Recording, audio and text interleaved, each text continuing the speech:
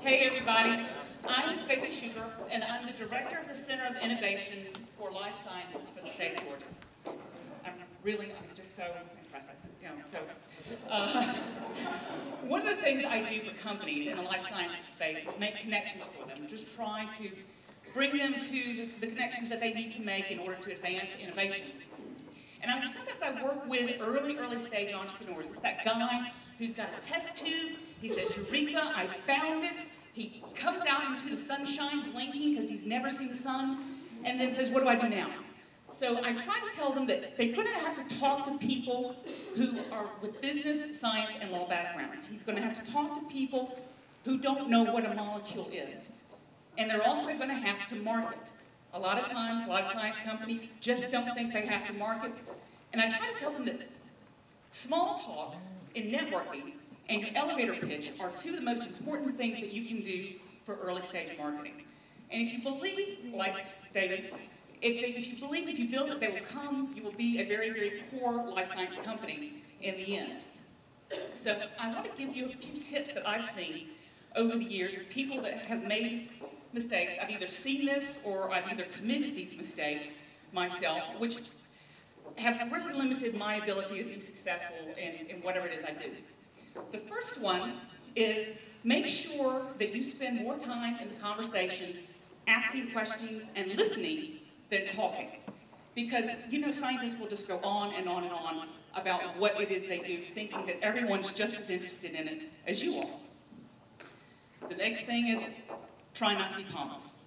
Try not to make sure you don't try to come off as the smartest person in the room.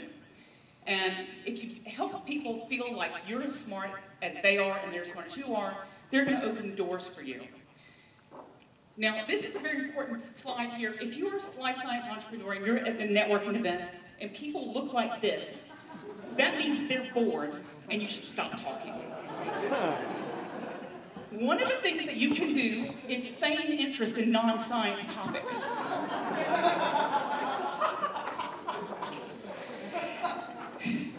The regulatory law guy is just as tedious and boring as you are, but in a different way. And if you spend time learning what he does, he may help you get through the FDA. It's okay to read People magazine for the articles. It's for research, so it's not wrong.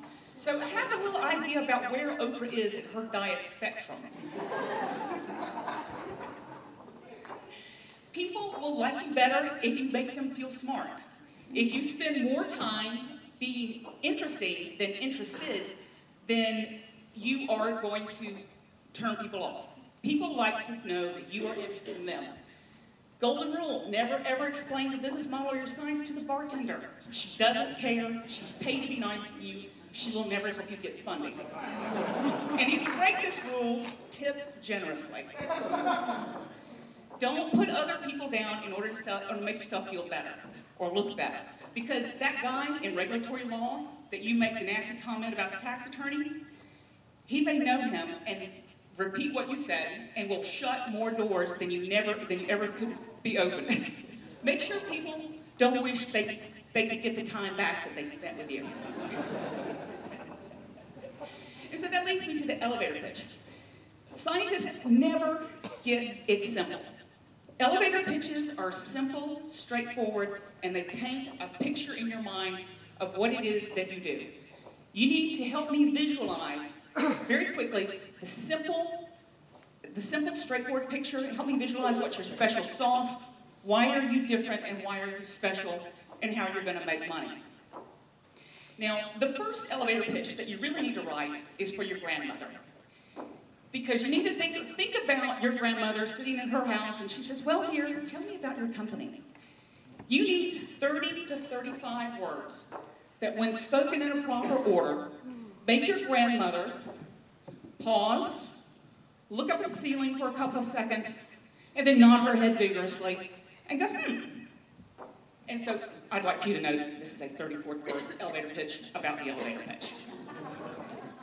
Now, this grandmother elevator pitch also works at cocktail parties when you're talking to the cute guy and you don't want him to run away. Now, once you have the grandmother elevator pitch, you can decorate it with fancy words for the people who understand what the fancy words mean. But essentially, the decorated elevator pitch should paint the same picture in people's minds as the one for your grandmother.